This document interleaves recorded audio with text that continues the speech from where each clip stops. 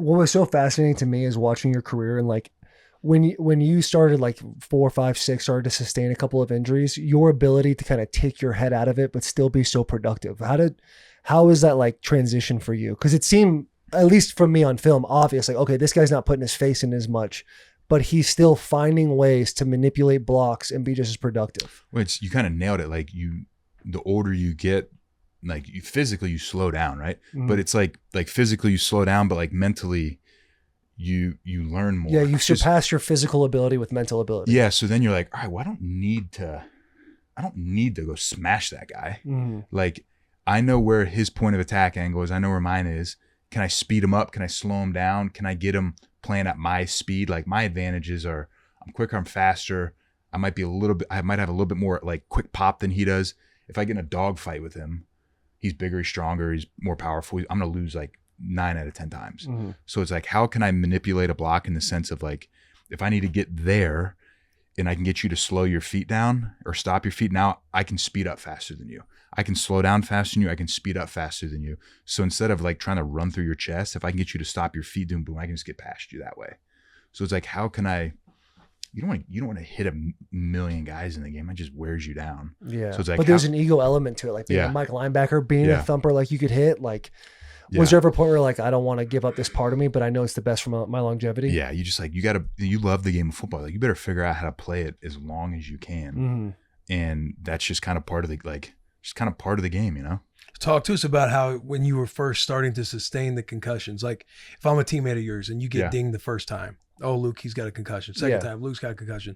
Third time when a pattern starts creeping up and then you're coming into the cafeteria or something and it's like, hey, what are you learning? Like, talk about that time as a pattern starts to show itself with your head injuries. Because there's always a point of feeling like vulnerable, like almost like mortal. And two, like when you're getting stuff like concussions, you know, there's a part, anytime you have an injury and you're coming in the room, you feel like you've let everybody down. Yeah. Or like if you have an ankle, right? Or a high ankle sprain, and guys might be like, you know, they're not questioning, can you go? But in your mind, you're insecure enough to where you're like, I hope these guys know that I am facing something pretty bad right now. I'm just not able to be on the field. Right. Yeah. But yeah, talk about the head injuries. I think a lot of it is what you learn. And, you know, like you said, you're 25 years old. You're like, I'm fine. I think a lot of it is with the concussion stuff. It's like, you need to be as honest as you can with yourself and with everyone taking care of you. Because if they don't know how you feel, they can't help you. So like the more honest you are with them, the better and the quicker you can come back from whatever you have going on concussion wise. Mm-hmm. And that's what I learned, you know, probably the hard way is like, our doctors are phenomenal. They took great care of me. They did everything they needed to do. And I just wish I would have learned from an earlier age to be more honest with them, because you got to get all the way back before you can go play again. Right. Yeah. Like there's no, like, say you have like a wrist that's bugging you, you can like tape it and like, okay. Yeah, like, it's kind of like a badge of honor when you're like, when you have just like figure it out. Like, or you do something to your finger, you're like, all right, bud, like you don't really, you're gonna be fine. Yeah. Versus your head, it's like, you can't really tough it out. And the more you try to tough it out, the worse it gets. And then you start to realize like, why do I like you said, you want to play and like, you want to bring value to your team. Right. And then you start to realize like, all right, if I'm not honest and I go back out before I should and I get dinged again, I'm providing less value to my team because now I'm going to be out for longer. So it's like, all right, maybe it takes me, 2 weeks to come back. I'd rather be honest and take those full 2 weeks and come back than after a week be like, I'm good. And you're not. Mm-hmm. And then you get dinged again. Now it's 5 weeks. Yeah. So instead of it being a 2 week injury, it's a 6 week injury. And it's all because you didn't take care of yourself. Like that's really, I think what I learned, probably not as quickly as I should have, but what I learned was the more honest you are with yourself and the more honest you are with the guys that are, their job is to take care of you, then the better it is for you, for them, for the team, for your, I just want to play football. Yeah. The faster I can get back to playing football. So it's like everything gets better the more honest you are. Now, when you had the first one, like how many do you think that you had before that first one? I don't think I had zero, like for sure, like 100%. Because you always wonder like, will I know if I get one? And then the first one I got was in 2015. And I was like, yeah, That's one. Yeah. Yeah. So And did then- that one you But come there's back always- earlier from? Like when you're saying, I wish No. I'd have learned it sooner. So Because if you feel like you didn't have any before that first one, was there some of those early ones that you're like trying to in your brain tough it no, out? so that one was the first one, and I was like, I need to get better, and it worked out literally perfectly. So that was week 1, and then I think we played 3 games and we had a bye. So, you got to 2 weeks into it, and our trainer's like, dude, he's like, you need to relax first of all, because you're putting all this stress on yourself. So you're not gonna play next week. How about that? And I wasn't gonna be back anyways, but I'd give him a lot of credit. Ryan Vermillion, he took all the pressure off me and was like, you're not going to play next week. And then the following week's a bye week. So like you have 2 weeks. So just like kind of relax. And that happened. And I was like, okay. So then I remember I went home for the bye week, and I knew how to aggravate it. Like I knew how to give myself, a lot of it was, exercise based, like heart rate based. Like if I got my heart rate up, then I'd start getting like headaches. And I was like, all right, I feel really good. It was like Thursday of the bye week, Thursday or Friday. I was back in Cincinnati, and I wrote up like a really hard workout. And I was like, all right, this is like it. Like either I'm going to be good or I'm not going to be good. And there's like no in between. Either I'm going to feel like crap or I'm going to feel really good. Yeah. And I hit that workout, and I was like, all right, I'm good. And then I had a full another week of practice. So essentially you had like 5 weeks, you're not really hitting anybody in practice. Right. No, especially at that point. Yeah. So usually the third week of the third week of the season. That was probably the best I could have handled it. And then moving forward, you just have a couple and you want to play.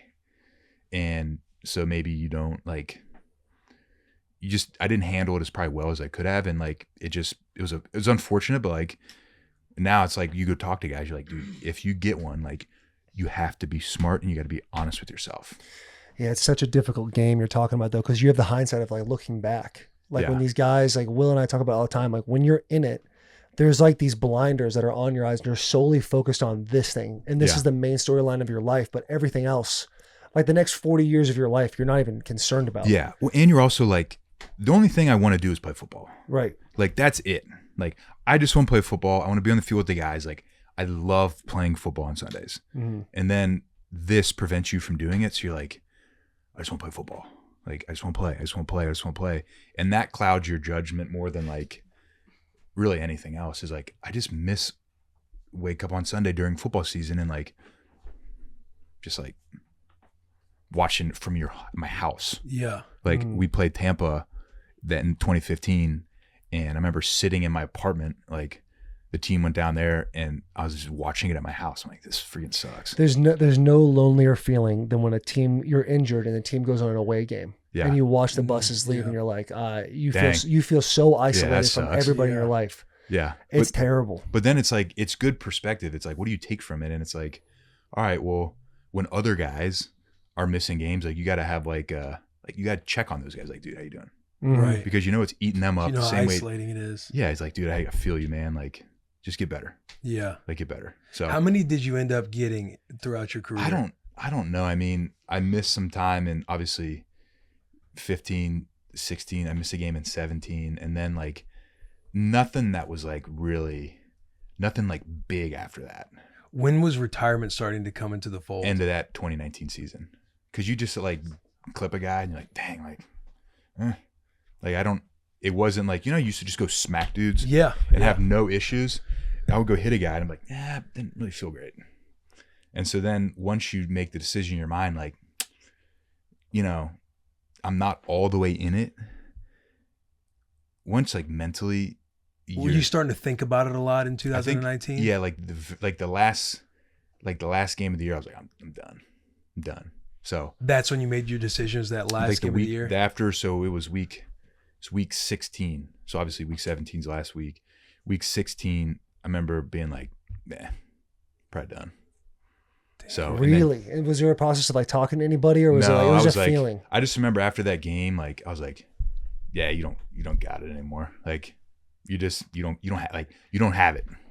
What's your you don't have it? Because like I'm sitting here listening to that. You I'm would like, still be playing brother, right now. Yeah, like you can't play. I would have been fine if like I physically slowed down. Like can't run as well. Like not as fast. Maybe I'm not as physical. Maybe like I don't have the same like fire. I would have been fine with that. And I would have like kind of just probably milked it out a little bit more. Like, man, I love playing. But once I knew it was my head and I'm like mentally, I'm like, dude, it's either yes or no. Like if you slow down, you can like physically, you can still play football hard and like play it fast and play with great effort. But once I knew in my head mentally, like it's not any of that. It's like your head stuff. Now you can't in your brain, in my brain, I couldn't rationalize like I can't play as hard as I want to. My effort's not going to be there. I can't be as physical. And once I knew that, I'm like, man, it's not fair to the guys on the team. And it's not fair to the coaches. And it's not fair to like the fans and myself and my family for me to go out there at like mentally 75%. Like if I got to thump a guard and push a guy back to Shaq to make a play and I'm like, and like I get widened and then the tackle's really hard on Shaq. Like that's not fair to Shaq for me to like know, especially mentally, I know the reason why I'm not stuffing that guy. Once I knew that, I was like, okay, versus like, say I'm still playing right now and I'm 33 years old and I go to stuff a guard and like that dude's 25 years old and he just mauls me. Like, I'm like, I mean, I did everything right. I tried hard. I prepared in the off season. Like I gave it everything I had. That guy's just a young dude and he just beat me.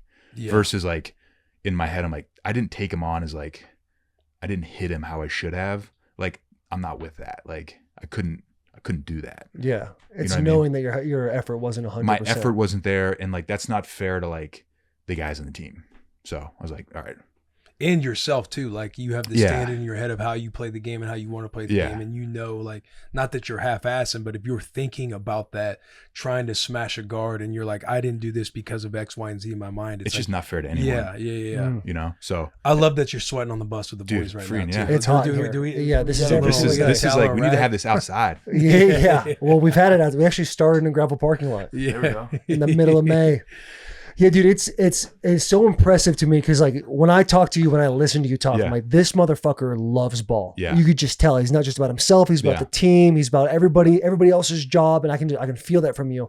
And then you sit there and say, week 16, I knew I was done, and that was it. Yeah. What was that transition like for you? Because now you're going from a guy that I have no doubt was 100% in on football his entire life. Oh, hell yeah. To now you're one guy full service, white glove service this over here. Bus brand right here. You're 100% in it, and now you're waking up in the fall. Yeah. And it's like, okay, you wake up in August, and I know your feeling. We've done it for a few years now. It's like you wake up in August, and you're like, it's fucking great. Like there's a place of it that's like, all right, like I know all them boys 15 minutes down the road from my house are dying right now. And I just woke up with my kids, I might grab a little breakfast with them. There's so many positives. But then there's those Sundays where you sit there and it's like 2:30 and the noon slate's ending and you see your team catching a big win. Yeah. And it's like, fuck, I miss what that locker room's going to feel like when they go back in there. Yeah. So my first year out, I worked with a team in the scouting department. Mm-hmm. So that was cool. And then on game days, I was in the booth with the offense and I was the personnel guy. So like they'd come out and I'd be in charge of like, are they in nickel? Are they in base? What kind of base are they in? All that kind of stuff. There we go. So that was hell yeah. Look at that. We'd upgrade and we go from paper towels to towels. It's great. I felt like a little air come in too. Yeah. Luke, talk about your concussions. Yeah. Sweat my ass off. So it was cool. I got to be at the games on Sundays. And the first year was like, damn man, like I still think I can play. And so that part was hard. And then the further away you get from it, you're like I do the radio with the team now. I do the radio broadcast and I go on the field before the game and you see these guys run by you and you're like, I'm good. All set. I'm good, man. Appreciate you. Like Tristan Wirfs, he comes running by and you're like, I'm all good. There was a video 2 days ago on Instagram of him squatting 5 plates for like 3 or 4 reps with ease. He's like the nicest guy in the world. Yeah. He's a great human. Iowa cat. Like he's just a great dude. And he has the athletic ability of a linebacker. Yeah. But can squat 700 pounds. I mean, we were filming that a couple years ago when we were at the that Arizona Bowl. And you're just seeing the guys kind of warm up and practice and pop the pads a little bit beforehand. And you're just sitting there thinking like, what the fuck? We were able to. It kind of becomes like, yo, what psychopath would do this? Yeah. Because once you get out of it, like you get soft quick. You want to be the guy that's like on the team, but they put you on season-ending IR.